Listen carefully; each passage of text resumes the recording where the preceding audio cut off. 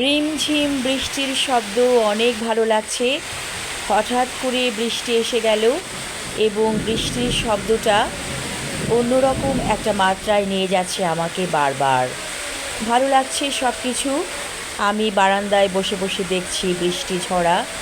অনেক দিন পর এমন বৃষ্টি শুরু হলো। আসলে চারিদিকে অনেক গরম ছিল পরিবেশটা। বৃষ্টি হয়ে এখন প্রকৃতি শীতল হয়ে গেছে। ভালো লাগছে সব কিছু মিলিয়ে। এই যে আকাশে গুরুম গুরুম শব্দ হচ্ছে, সেই শব্দটা যেন আমাকে অন্য কোনো গ্রহে নিয়ে যাচ্ছে। মনে হচ্ছে আমি এই পৃথিবীতে নেই, আমি চলে গিয়েছি অন্য কোনো ভুবনে। কী আশ্চর্য ভাবনা, তাই না? মাঝে মাঝে এমন করে ভাবতে ভালোই লাগে। সবুজ গাছপালাগুলো পানি পেয়ে যেন আনন্দে নৃত্য করছে, দেখে ভালো লাগছে। আসলে এই বৃষ্টি গাছেদের জন্য কত প্রত্যাশিত।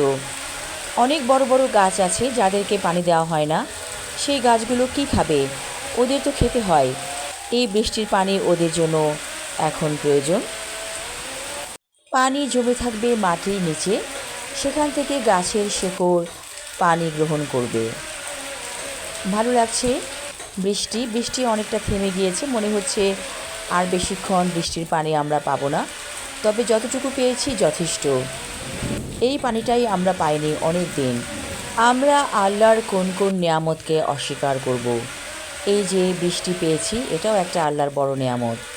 তো আমরা শুকরিয়া আদায় করব বৃষ্টির জন্য।